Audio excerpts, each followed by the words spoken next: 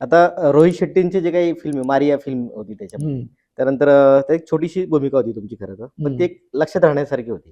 मग त्या भूमिकेबद्दल काय सांगता येईल? तर मी इन्स्पेक्टर पाटील करतोय. बरं, बरं, बरं. माझा पहिलाच दिवस होता. सगळा तो तामझाम. बरं, रोहित सरांचा ऑरा प्रचंड मोठा आहे. हो, हो. म्हणजे असं वाटतं की जेव्हा सेटवर येतं असं वाटतं की एक सिंह आलाय सेटवर आणि फक्त असं बघत असतो. म्हणजे कोणाची ताकद नाही की त्याला काय बोलतील, असं एक ऑरा घेऊनच येतात ते. आणि पहिला सीन होता माझा आणि मला खूप बोलायचं होतं रे. आता तो सीन मी आता इथं सांगू शकत नाही, पण तो सीन कसा बसा झाला, पण तो मला जेवढा अपेक्षित होता तेवढा नाही झाला.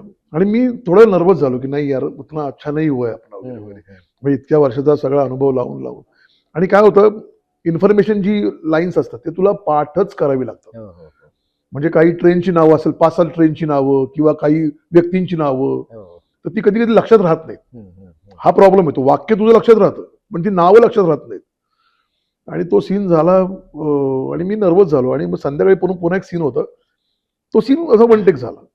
तर मी सरांना जाऊन भेटलो आणि मला एक सवय आहे की डिरेक्टरच्या पाया पडायची गेल्यावर. तर मी त्यांना म्हटलं, सर सुबह जो भी हुआ मुझे बहुत बुरा लगा, लेकिन सर मैं बुरा एक्टर नहीं. अरे जगू करेंगे यार, अभी आगे आगे बहुत काम आहे वगैरे वगैरे. आणि तुला खोटं वाटते तर तुला जॉन सरांबद्दल सांगतो. तर माझं वाक्य होतं ना, तो समोर थांबायचा. जगू तू बोल, मैं हूं ना तेरे क्यू देने के लिए. ही फार कमी गोष्ट आहे कलाकारांकडे.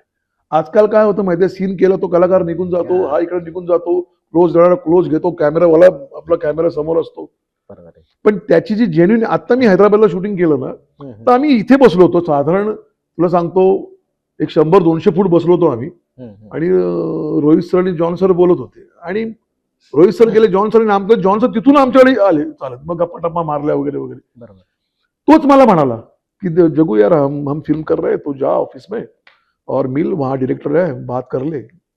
आणि तिथे गेल्यावर मला एक थोडस हे मिळालं ना की मला जॉन सरांनीच पाठवलं म्हटल्यावर थोडं समोरचा माणूस एंटरटेन करतो, नाही तर मग मी विचारत नाही त्या ऑफिसमध्ये. असं ते सगळं गणित आहे. आणि मग त्यासोबत नामछापाने केलं नीरज पांडेची, सलमान खान प्रोडक्शनची मी हिरो फिल्म केली. माधवलाल कीप वॉकिंग नावाची फिल्म आहे. आणि आता रिसेंटली मी 1976 नावाची फिल्म केली. एक चेन्नईचा डिरेक्टर आहे अमित कृष्णन नावाचा. अप्रतिम फिल्म आहे आणि अप्रतिम रोल आहे.